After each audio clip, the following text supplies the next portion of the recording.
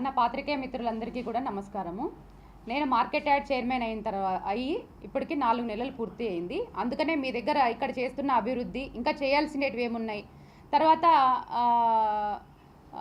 ఎక్కడైనా కూడా మంచి జరుగుతున్నప్పుడు చెడు కూడా ఖచ్చితంగా మాట్లాడుకునే పరిస్థితి ఉంటుంది కాబట్టి దానిపైన క్లారిటీ ఇవ్వాలి అనే ఉద్దేశంతో ఈరోజు ప్రెస్ మీట్ పెట్టడం జరిగింది.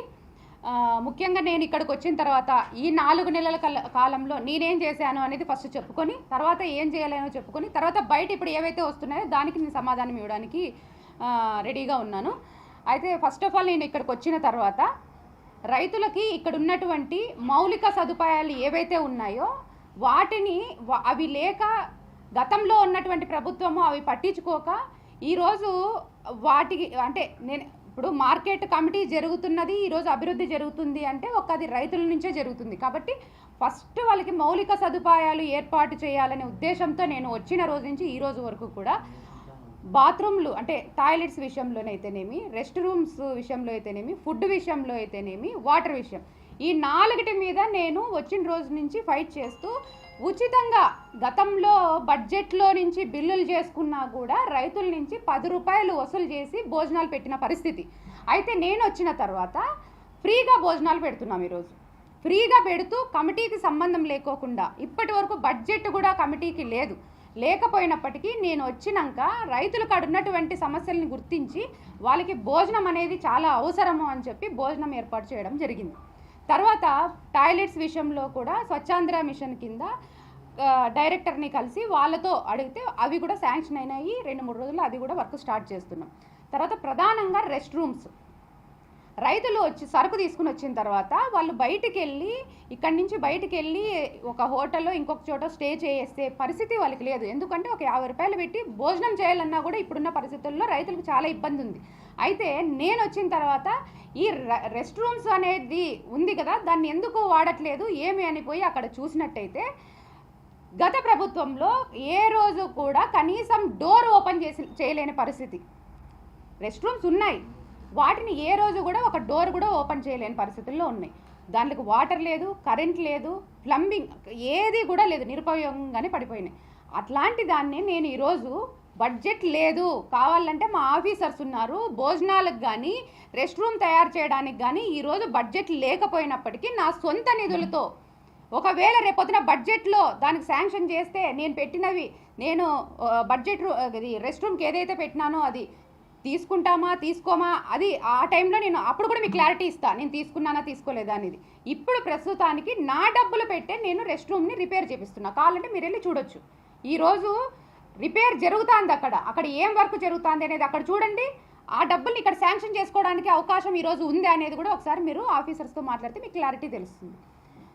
నేను రెస్ట్ రూమ్ విషయంలో కానీ ఫుడ్ విషయంలో కానీ నా సొంత నిధులతో నేను ఏర్పాటు చేయడం జరుగుతుంది. ఇంకొకటి, లాస్ట్ వీక్ ఒక్కొక్క వెహికల్ మార్కెట్లో నుంచి బయటికి పోవడానికి 2 hours 3 hours పడుతుంది అనేది పేపర్లో రావడం కాదు, నేను ప్రత్యక్షంగా చూసినాను. నేను ప్రత్యక్షంగా చూసి ఆఫీసర్స్ అందరితో మీటింగ్ పెట్టుకొని ఈ సమస్య అనేది ఎదురు కాకోకుండా నెక్స్ట్ మనం ఏ విధంగా చేయాలనే ఆలోచన వీళ్ళతో చేసినప్పుడు, మేడం గతంలో ఆ షెడ్ అనేది లేకపోయింది, అది లేకోకున్నప్పుడు మనకు మార్కెట్ అనేది బాగా జరుగుతుంది. ఆ గేట్ వేయడం వలన ఏదైతే సీనియర్ వ్యాపారస్తులు ఉపయోగిస్తున్నారో ఆ గేటు వేయడం వలన ఇక్కడే సమస్య వస్తుంది అని చెప్పి వీళ్ళు నాకు చెప్పడం జరిగింది. అయితే నేనేం చెప్పినాను, బత్తాయి వ్యాపారులందరికీ కూడా ట్రేడర్స్ అందరికీ కూడా చెప్పండి, ఎందుకంటే సోమవారం నుంచి శుక్రవారం వరకు వాళ్ళే వాడుతున్నారు. ఈ రైతులు ఎవరైతే వస్తారో వాళ్ళు రాత్రి కూడా వచ్చి వాళ్ళ రోడ్డు మీద పండుకొని వాళ్ళ జీవాలను పెట్టుకున్న పరిస్థితిని మీరు అందరూ కూడా చూడాలి. రాత్రిపూట వచ్చి మధ్యరాత్రిలో వాళ్ళకి ఏ విధమైన పరిస్థితి ఉంది, వాళ్ళు ఏ విధంగా ఇబ్బంది పడుతున్నారు అనేది అందరూ చూడాల్సిన విషయము. చూడండి మీరు కావాలంటే ఆ పరిస్థితి ఉంది అని చెప్పేసి వీళ్ళు ఒకరోజు మనం ట్రేడర్స్కి చెప్దాము, ఆ గేట్ మనం హ్యాండ్ ఓవర్ చేసుకుందాము అనుకున్నాం. ఆ గేట్ హ్యాండ్ ఓవర్ చేసుకోవడము, సీనియర్ వ్యాపారస్తులతో నేను డబ్బులు అడిగినాను, వాళ్ళు నాకు ఇవ్వలేదు, అందుకని చెప్పి నేను గేట్ ఓపెన్ చేపిస్తున్నాను అనే విధంగా రాసినారు. ఇది ఎంతవరకు కరెక్ట్ అంటారు? సమస్య వస్తే పరిష్కారం వైపు వెళ్ళినా రాళ్ళేళ్ళని చూస్తారు, పరిష్కారమే చేయకపోతే అసలు చైర్మన్గా ఉండి వేస్ట్ అని చెప్పి మాట్లాడతారు. నేను పరిష్కారం చేసే మార్గంలోకి వచ్చి ఇక్కడ కూర్చున్నానా, లేకపోతే ఎవరు చెప్పినా ఇది రాంగ్ రైట్ అని డిసైడ్ చేయకోకుండా సైలెంట్ ఉండడానికి వచ్చినానా నేను ఇక్కడికి? నా పరిధిలో ఏవైతే ఉన్నాయో అవి నేను ఖచ్చితంగా ఫైట్ చేసి అయినా సరే రైతులకి నేను వాళ్ళకి ఇబ్బంది లేకోకుండా చేయాలనే ఆలోచనతో నేను వస్తున్నాను. 4 నెలలు అయింది, బడ్జెట్ శాంక్షన్ కాలేదు. ఏదైనా వర్క్ తీసుకుని పోయి ముందుకెళ్ళి తీసుకుని వద్దాము అంటే మాకు ఇప్పుడు పైన ఆఫీసర్స్ కమిషనర్ గారు లేరు పైన, అక్కడి నుంచి రావాలా. సరే ఈ టైం అంతా నేను వేస్ట్ చేసుకుంటే నాకు వచ్చిన అవకాశం ఎంతవరకు నేను ఉపయోగించుకోగలుగుతాను? నేను ఆ టైం వేస్ట్ అనేది జరగకూడదు, నా డబ్బులు పోయినా సరే అభివృద్ధి అనేది ఇక్కడ జరగల్లా కనపడాలనే ఉద్దేశంతో నేను ఫైట్ చేస్తుంటే ఈరోజు సీనే వ్యాపారస్తులతో డబ్బులు తీసుకున్నామంటారు, సీనే వ్యాపారస్తులు నాకు కారు కొనిచ్చినారంటారు. నేను పశువులన్నింటినీ నేను ఎక్కువ వేసి ఏ రోజు లేని సమస్య నేను వచ్చిన తర్వాతనే వచ్చిందా, లేకపోతే నేను వచ్చిన తర్వాత నేను ఏదైతే భోజనాలు పెడుతున్నానో, ఏదైతే రెస్ట్ రూమ్ రెడీ చేపిస్తున్నానో, ఏదైతే కమిటీకి రావాల్సిన ఆదాయాన్ని నేను పెంచుతున్నానో, బాడీలు ఇంతవరకు కట్టనివి పట్టించుకోకుండా ఉన్నటువంటివి నేను నా దృష్టికి తీసుకుని వచ్చి వాళ్ళందరినీ కూర్చోబెట్టి మాట్లాడుతున్నాను. రైతులకు డబ్బులు కట్టలేనటువంటి వాళ్ళందరినీ కూడా సమస్యలని ఇక్కడ నా ఆఫీస్ వరకు వచ్చిన ప్రతి రైతన్న కష్టాన్ని నేను తీర్చడానికి నా వంతు కృషి చేస్తుంటే మీకు కావాలంటే సలహాలు ఇవ్వండి. నేను ఏదైనా తప్పు చేస్తే నన్ను వివరణ అడగండి. నేను ఏ దానికైనా మీకు ఆన్సర్ చేయడానికి రెడీగా ఉన్నాను. ఇంతవరకు ఈ ఆఫీస్లో ఏ చైర్మన్ కూడా నా అంత టైం కూర్చొని ఎవరికి కూడా ఆన్సర్ చేసిన పరిస్థితి లేదు. ఈరోజు డైరెక్ట్గా నేను నా ఇంట్లో కూర్చుంటాను, మీరే మార్కెట్లోకి వెళ్ళండి, రైతులతో మాట్లాడండి, రైతులను అడగండి. 15 ఏళ్ళు 20 ఏళ్ళ నుంచి కంటిన్యూగా రైతులు ఇక్కడికి వచ్చే రైతులు ఉన్నారు, వాళ్ళని అడగండి గతంలో ఎట్లాంటి పరిస్థితి ఉంది, ఈరోజు ఎలాంటి పరిస్థితి ఉంది అనేది. అంటే ఒక మహిళ కదా, నేను ఏమైనా అనొచ్చు, ఏమైనా అన్న పడతాను. అంటే అభివృద్ధి చేసినా కూడా మీరు రాళ్ళేస్తే నేను మీ అభివృద్ధి మీరు జరిగింది నాకు మీరు ఎవరు నాకు సన్మానాలు పొగడ్తలు నాకు అవసరం లేదు. నా రైతన్నలు ఎవరైతే ఈ మార్కెట్కి వస్తున్నారో వాళ్ళు సంతోషంగా ఇక్కడ వ్యాపారం చేసుకొని వాళ్ళు సంతోషంగా ఇంటికి చేరుకోగలిగితే అదే నాకు పెద్ద సన్మానం లాగా నేను భావిస్తాను. మా తెలుగుదేశం గవర్నమెంట్ వచ్చిన తర్వాత గత వైసీపీలో జరిగినటువంటి వర్కులు ఏవైతే ఈరోజు మధ్యలో ఆపేసిపోయినారో వాటికి గతంలో బిల్లులు ఏ రోజు జరగలేదు. కానీ తెలుగుదేశం గవర్నమెంట్ వచ్చిన తర్వాతనే వాటికి బిల్లులు ఈరోజు కాంట్రాక్టర్లకి బిల్లులు రావడం జరిగింది. ఇవన్నీ ఈ పాజిటివ్ అనేది ఎవరైనా మాట్లాడుతున్నారా, రాస్తున్నారా దీని మీద?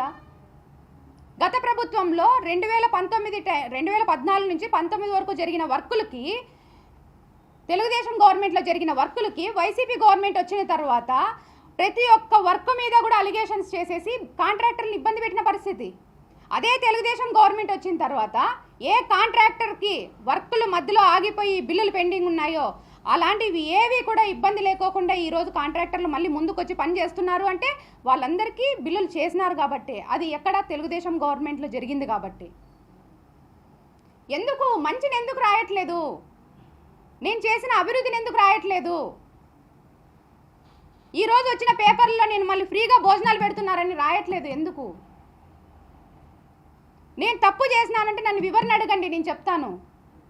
నేను ఏదన్నా ఇప్పుడు నాకు 4 నెలలైంది, నాకు తెలియకోకుండా ఈ మార్కెట్లో ఎన్నో జరుగుతున్నాయి. నా చేతుల్లో ఇంకా పూర్తిగా నాకు ఇంకా రావడానికే నేను ఇంకా ప్రతిరోజు ప్రయత్నం చేస్తున్నాను. మరి బయట జరిగే తప్పిదాలు కూడా నేనే కారణమా? మీకు చిన్న ఎగ్జాంపుల్ చెప్తా. గేటు అనేది ఈ కమిటీకి 4 గేట్లు ఉన్నాయి. 4 గేట్లు ఉంటే 2 గేట్లకి నేను రాకోకుండా గత ప్రభుత్వం నుంచి కూడా గేట్లు అనేది అసలు లేని పరిస్థితి. అయితే నేను ఒక గేట్ ఉంది, ఇంకొక దానికి ఇంకొక గేట్ ఉంది, రెండింటినీ కలిపితే కనీసం మనము ఖర్చు పెట్టుకొని రిపేర్ చేపిస్తే ఒక గేటు ఏర్పడుతుంది కదా. ఆవులతో ఇబ్బంది పడుతున్నారు లోపల అని చెప్పి చిన్న చిన్న సమస్యలను తీర్చడానికి ముందుకొచ్చి కనీసం గేటుకి రిపేర్ చేయడానికి ఒక రోజు అడ్డం పెడితే రైతులంతా మొత్తం ఇబ్బంది పడుతున్నారు అని చెప్పి రాస్తున్నారు. రాసే అతనికి తెలియదా ఈ మార్కెట్ కమిటీకి 4 గేట్లు ఉన్నాయి, ఒక గేటు క్లోజ్ చేయడం వల్ల ఇక్కడ ఎటువంటి ఇబ్బంది జరగదు అని? మేము గేట్లు వేసుకొని రైతులను లోపలికి రానికోకుండా ఎందుకు ఇబ్బంది పెట్టాలనుకుంటాం? ఇక్కడ ఉన్నదే రైతుల కోసము, ఇక్కడ చేస్తున్నదే రైతుల కోసము. అట్లాంటప్పుడు ఇది రాసే అతనికి తెలియదా? ఒక గేట్లో వచ్చిన వ్యక్తి 4 గేట్లను తిరిగే రైట్స్ కానీ లేకపోతే ఆ సౌకర్యం కానీ ఈ కమిటీలో కానీ ఈ కాంపౌండ్లో ఉంది. కానీ ఒక గేట్ని ఎందుకు చూపిస్తున్నారు? దానివల్ల నేనేమన్నా ఎవరైనా లాభాన్ని పొందుతున్నారా? ఒక గేట్ని రిపేర్ చేపిస్తే అది కూడా వాళ్ళే క్రెడిట్. ఎవరైతే అలిగేషన్ చేసింటారో నెక్స్ట్ ఆ గేట్ రిపేర్ చేయడం వల్ల కూడా వాళ్ళకే అది క్రెడిట్. అది అరే ఇన్ని రోజుల నుంచి ఒక గేట్ని పట్టించుకున్న పాపాన్ని పోలేదు, ఈరోజు వచ్చిన తర్వాత చైర్మన్ గారు ఆ గేట్ని రిపేర్ చేయించినారని ఎందుకు రాయట్లేదు? ఏం రాళ్ళేసినా ఎన్నేసినా నేను వచ్చి 4 నెలలు అయింది. నిన్న 8వ తేదీకి 4 నెలలు అయింది. 4 నెలలు నేను అద్భుతాలు సృష్టించాలంటే నేను కూడా మనిషినే కదా. ఈ 4 నెలల్లో ఎవరైనా నేను రైతులతో వెళ్ళినట్టు కానీ, నేను రైతులతో రోజు వాళ్ళతో కలవడం కానీ, మాట్లాడడం కానీ, వాళ్ళకున్న అవసరాలని తీర్చడంలో ఎవరైనా నాలాగా ఎవరైనా ముందుకొచ్చి చేసిన వాళ్ళు ఉంటే కూడా నాకు చెప్పండి. అరే నా సొంత డబ్బులతో నేను చేస్తున్నానంటే కూడా బిల్లులు చేసుకుంటానని కారు కొనే పరిస్థితి నాకు లేదా? కారు కొనలేని పరిస్థితుల్లో మీరందరూ కూడా అనంతపురంలో ఉండేవాళ్ళే. బయట నుంచి ఎవరో వచ్చినారు మాట్లాడినారంటే ఒక అర్థం. మీరు అనంతపురంలోనే ఉన్నారు ప్రతి ఒక్కరు కూడా. నేను కారు కొనే పరిస్థితుల్లో నేను లేనా? వీటిని గురించి మాట్లాడకూడదు అని నేను సైడ్కి వెళ్ళిపోయినా. కానీ నాకు ఒక బాధ ఏమంటే నేను ఏదైతే అభివృద్ధి చేస్తున్నానో అది ఎందుకు రాయట్లేదు? దాని గురించి ఎందుకు మాట్లాడట్లేదు? ఒక యూట్యూబర్ అనే వ్యక్తి దాని మీదే అతని లైఫ్ ఆధారపడి ఉంటుంది అని నేను ఎంతో నమ్మే వ్యక్తిని. యూట్యూబర్ వాళ్ళు ఒక ప్రోగ్రాం పెట్టుకోవాలని చెప్పి నా దగ్గరకు వస్తే నేను వాయిస్ ఇచ్చి, యూట్యూబర్స్ అందరూ కూడా దీని మీద డిపెండ్ అయ్యి బతుకుతుంటారు, వాళ్ళ కుటుంబం అంతా దీని మీద నడుస్తుంది, వీళ్ళకి నేను ఎంకరేజ్మెంట్ చేయాలని చెప్పి నేను కూడా వస్తాను, మీరందరూ కూడా ఈ ప్రోగ్రాంకి రండి అని చెప్పి వాళ్ళు ఏదైతే నాకు మేడం మాకు హెల్ప్ చేయండి మేడం అంటే ఎల్ఈడీనో ఇంకా కావాలని చెప్తే నేను ఫ్రీగా పంపించిన. ఈరోజు వాళ్ళే వచ్చి మేడం ఇటు షూటింగ్ చేసుకుంటాం మేడం మాకు కొంచెం హెల్ప్ చేయండి మేడం అంటే చేసుకోండి అని చెప్పిన. నేను ఎవరికి ఇబ్బంది పెడుతున్నాను? ప్యాకాట ఆడుతున్నారు. ప్యాకాట ఆడేవాళ్ళు కమిటీలో రైతన్నలు ఆ రోజు వాళ్ళు సరుకు తెచ్చుకొని ఉంటారు. ఆ సరుకును అమ్ముకున్న తర్వాత సంతోషంగా వాళ్ళ ఇంటికి వెళ్ళాల్సిన వాళ్ళు ఏదో అత్యాశతో ఈ ప్యాకాట ఆడే వాళ్ళు లోపల చొరబడి వాళ్ళని ఇబ్బంది పెట్టి వాళ్ళతో మంచిగానో చెడుగానో ఆడిన తర్వాత రైతుల దగ్గర నుంచి డబ్బులు పోతున్నాయి. రైతులు డబ్బులు ఇంటికి తీసుకోవాల్సిన డబ్బుల్ని ఇక్కడ పోగొట్టుకుంటున్నారు. ఈరోజు కమిటీలో అది జరుగుతుంది అంటే అది పోలీసులు చూసుకోవాల్సిన విషయము. అంటే ఈడ కమిటీలో రైతులకు ఏదన్నా ఇబ్బంది జరిగి వాళ్ళ ఆత్మహత్యను ఇంకొకటి చేసుకుంటే దానికి ఎవరు సమాధానం చెప్తారు? అప్పుడు నేను చెప్పాలి దానికి సమాధానం అని అడుగుతారు. అప్పుడు చైర్మన్ గారు ఏం చేస్తున్నారు అవన్నీ చూడుకోకుండా నన్ను అడుగుతారు అప్పుడు ఆ క్వశ్చన్. ప్రశ్నిస్తే ఒక తప్పు, ప్రశ్నించకపోతే ఒక తప్పు. మంచి చేసే వాళ్ళకి ఒకటే రాళ్ళే, చెడు చేసే వాళ్ళకి ఒకటే రాళ్ళే అంటే ఇది ఎంతవరకు కరెక్ట్ అంటారు? నేను ఒకటే చెప్తున్నానన్నా, నేను ఏదైనా తప్పు చేస్తే ఎవరైనా ఈ ఆఫీస్కి వచ్చి కూర్చొని మీకు ఏదైనా నెగిటివ్ సమాచారం ఉన్నా ఇంకొకటి ఉన్నా నన్ను అడగండి. నేను కానీ మా ఆఫీసర్లు కానీ చెప్పడానికి రెడీగా ఉన్నారు. ఇప్పుడు ట్రేడర్స్తో నేను చీనే వ్యాపారస్తులతో నేను డబ్బులు తీసుకుంటున్నట్టు ప్రతి ఒక్కరూ బయట మాట్లాడుతున్నారు. ఇప్పుడు వాళ్ళే స్వచ్ఛందంగా ట్రేడర్సే వచ్చినారు, వాళ్ళనే అడగండి నేను తీసుకుంటున్నానా అనేది. వాళ్ళతో 2 మాటలు అడగండి, వాళ్ళు చెప్తారు. దాన్ని బట్టి నేను ఏదైనా మీకు సమాధానం చెప్పడానికి రెడీగా ఉన్నాను. లీగల్ ఇంకొకటి లేదన్నా, అంటే లీగల్ పోవాల్సిన అవసరం కూడా నాకు లేదు. క్లారిటీ ఇద్దాము అని అంతే. అందరూ ఒక షాడోలో ఉన్నారు, అందరికీ ఒక క్లారిటీ ఇద్దామని అంతే. మార్కెట్ యాడ్ పూర్తిగా నా చేతుల్లోకి ఇంకా రాలేదు. అంటే 4 నెలల వ్యవధిలోనే మొత్తం అంతా వచ్చేసింది అని నేను చెప్పడం తప్పు. నేను దీనిపైన ఎంత టైం పెడుతున్నాను, ఎంత తెలుసుకుంటున్నాను అనేది ఆఫీసర్స్ తెలుసు, నాకు తెలుసు. కానీ నేను పూర్తిగా వచ్చేసింది, పూర్తిగా నా చేతుల్లో ఉంది అంటే నాకు తెలియకోకుండా జరిగేదానికి కూడా నేను బాధ్యురాలని అవుతాను. కాబట్టి నేను ఎంతవరకు తెలుసుకుంటున్నానో దానిపైన ఫైట్ చేస్తున్నాను. నమస్కారం అండి, నా పేరు రాజారెడ్డి, మాది శివారెడ్డి మండి, చీనికాయల మండి అండి. ఏదైతే అలిగేషన్స్ వస్తున్నాయో అవన్నీ అవాస్తవాలండి. ఇప్పుడు మేడం వచ్చి 4 months అయిందండి. ఇంతవరకు మాకు కనీసం అంటే ఒక 10 సార్లు పిలిపించారు. దేని విషయం అంటే ఏదైనా కానీ రైతులకి ఏదన్నా ఇబ్బంది అయినా, రైతులకి మీద ఏదన్నా ఇబ్బంది పెట్టినా, ఏదన్నా వాళ్ళకి పర్మిషన్ లేదే మీరు ఎవరికైనా కాయలు ఇచ్చినా, లేదే మీకు రైతులకి ఏదైనా డబ్బులు ఏదైనా సమస్యలు ఉన్నా, ప్రతి విషయంలో ఇంతకుముందు గత ప్రభుత్వంలో ఎప్పుడు ఇలా మాకు పిలిపించి ఎవరు ఇట్లా దండించింది లేదు, ఏమి చేసింది. అది మాకు 100% చాలా బాగుంది. ఎందుకంటే మేము చాలా భయంగా చాలా జాగ్రత్తగా వ్యాపారం చేస్తున్నామండి. అలిగేషన్స్ ఏవైతే వస్తున్నాయంటే అవన్నీ అవాస్తవాలండి. ఎందుకంటే మేడం ఉన్నారని కాదు, ఇంకోటి కాదు, ఉన్నది వాస్తవాలు చెప్తున్నాము. వస్తున్నవన్నీ అలిగేషన్స్ అన్నీ అవాస్తవాలండి. దీని వరకు అయితే మేము 100% గ్యారెంటీ ఇస్తాం. ప్రతి మండి వాళ్ళైనా వచ్చి మేము ఏవైతే వస్తున్నాయో అవన్నీ 100% రాంగ్ అండి. అందరికీ నమస్కారం అండి. నేను market yard secretary, grade 2 secretary అండి ఇక్కడ. ఇందాక మేడం గారు అన్ని విషయాలు చెప్పారు. ఇక సబ్సిడీ మీల్స్ గురించి అయితే మేడం గారు తన సొంత డబ్బులతోనే రైతులకు ప్రతి శనివారము ఆదివారము పశువుల సంత నందు ఈ సబ్సిడీ మీల్స్ అనేది ఫ్రీగానే పెడుతున్నారు. దీనికి లాస్ట్ ఇయర్ బడ్జెట్ అయితే శాంక్షన్ అయ్యింది, కానీ ఈ సంవత్సరం ఇంకా బడ్జెట్ రాలేదు. ప్రస్తుతానికి ఇప్పుడు బడ్జెట్ ప్రపోజల్స్ పంపించాము, ఇంకా రావడానికి దాదాపు 1 మంత్ పైనే పడుతుంది. కానీ ఇది తెలుసుకుని మేడం గారు తన సొంత డబ్బులతో ప్రతి శనివారము ఆదివారము మార్కెట్లో రైతులకు భోజన సౌకర్యం ఏర్పాటు చేస్తున్నారు. దీనిపైన ఎటువంటి డబ్బు కూడా తీసుకోవడం లేదు. ఇంతకుముందన్న రైతుల దగ్గర నుంచి 10 రూపాయలు తీసుకుని మిగతా 40 రూపాయల ఆఫీస్ ద్వారా కలిపి ఈ భోజనం సరఫరా చేసే వాళ్ళకు ప్రతి నెల మేము చెల్లిస్తూ ఉంటుంది. కానీ ఈ సంవత్సరంలో మేడం వచ్చిన తర్వాత ఫ్రీ మీల్స్ అనేది మేడం ప్రతి రైతుకు ఇస్తున్నారు. దీంతో రైతుల్లో కూడా చాలా సంతోషం వ్యక్తం చేస్తున్నారు. ఇటువంటిది గతంలో లేదు, కానీ ఫుడ్లో కూడా చాలా పర్ఫెక్ట్గా అన్ని వెరైటీస్ నాణ్యతతో కూడిన ఫుడ్ ఇస్తున్నారని కూడా మేడం గారిని అభినందించారు రైతులు, వ్యాపారస్తులు. దాంతోపాటు ఇక పోతే ఈరోజు పేపర్లో వచ్చినట్లు మన వ్యాపారస్తుల దగ్గర నుంచి కమిషన్ ఏదో 1% తీసుకుంటున్నారు అనేది, అది రైతులు కానీ వ్యాపారస్తులు కానీ దాని గురించి ఇప్పుడు వ్యాపారస్తులు చెప్తున్నారు. అలాంటిది ఏమీ లేదు. ప్రస్తుతానికి ఏమంటే మేడం గారు గత 3 రోజుల క్రితం గురువారం రోజు మాకు ఆదేశాలు ఇవ్వడం ఏమంటే, ఇక్కడ సంతలో బక్రీద్ పండుగ వస్తుంది కాబట్టి ఇటు రైతులకు, వ్యాపారస్తులకు, వాహనదారులకు చాలా ఇబ్బంది కలుగుతుంది అని చెప్పేసి మాకు ఆదేశాలు ఇవ్వడం ఏమంటే, అక్కడ లాస్ట్లో ఉండే షెడ్ అది చీనీకాయలు దింపుకుంటున్నారు. దానివల్ల ఇక్కడ ట్రాఫిక్ జామ్ అయ్యి రైతులకు ఇటు వాహనదారులకు ఇబ్బంది కలుగుతుంది అని చెప్పేసి కంప్లైంట్లు రావడంతో మేడం గారు దాన్ని క్షుణ్ణంగా పరిశీలించి ఆ గేట్లు ఓపెన్ చేస్తే కాస్త ట్రాఫిక్ సమస్య తగ్గుతుంది, దాంతోపాటు రైతులకు కూడా ఇబ్బంది కలగదు. వాళ్ళు తెచ్చిండే పశువులు కానీ గొర్రెలు మేకలు కానీ దింపుకోవడానికి స్థలం సరిపోతుందనే ఉద్దేశంతోనే మేడం గారు ఆ గేట్ను ఓపెన్ చేయించాలని చెప్పేసి మాకు గత గురువారం రోజు చెప్పిన తర్వాత మేము వ్యాపారస్తులు పిలిపించి అడిగాము, మీకు వచ్చే సరుకు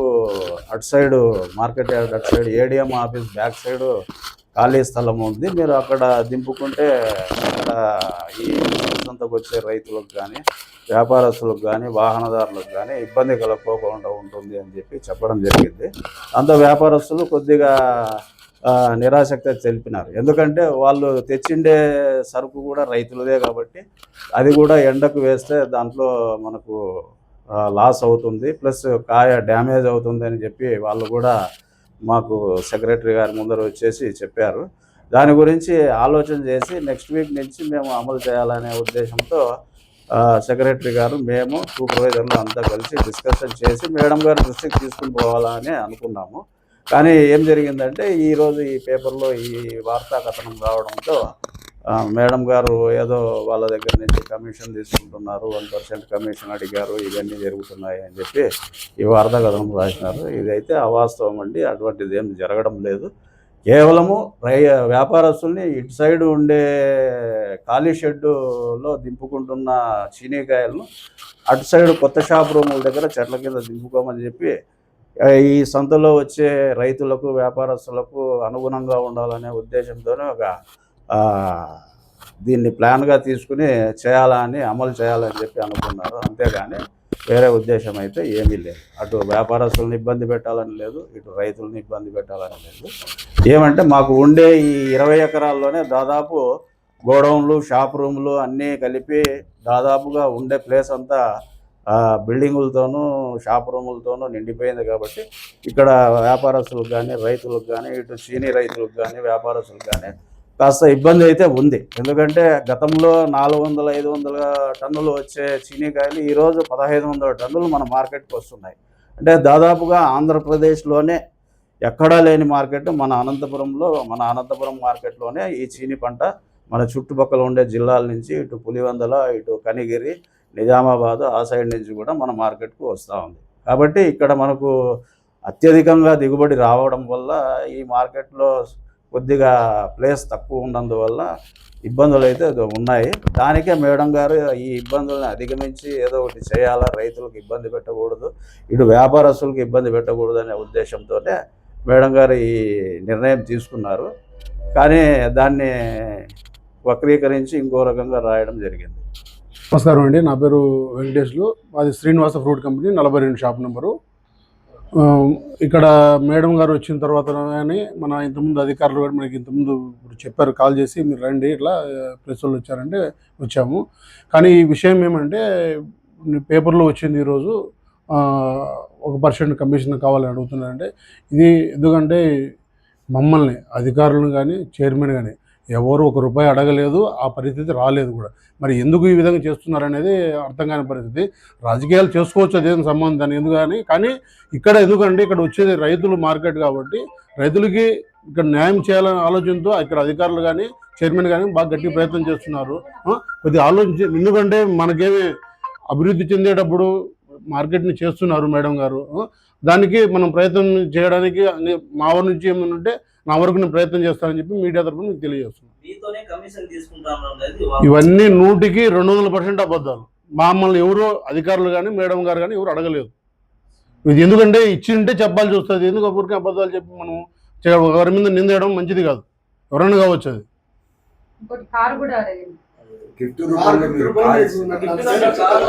అన్నా సార్, ఇప్పుడు సార్ మీ అందరికీ ఏమంటారంటే ఇప్పుడు ఎవరు మనుషులకి సరిపోయిన వాళ్ళు ఉంటారు, సరిపోయే వాళ్ళు ఉంటారు.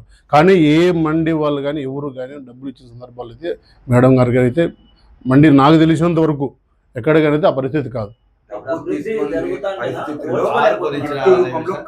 ఏనా ఎవరు గిఫ్ట్ అంత మటుకు ఇక్కడ బతికే పరిస్థితి ఉంటే ఇంకా ఇన్ని ఫార్చ్యూన్లు ఇచ్చే పరిస్థితి ఉంటే ఇంకా మండి వాళ్ళు ఎన్ని కోట్లకు కోటీశ్వర్లు అయ్యండి అలా.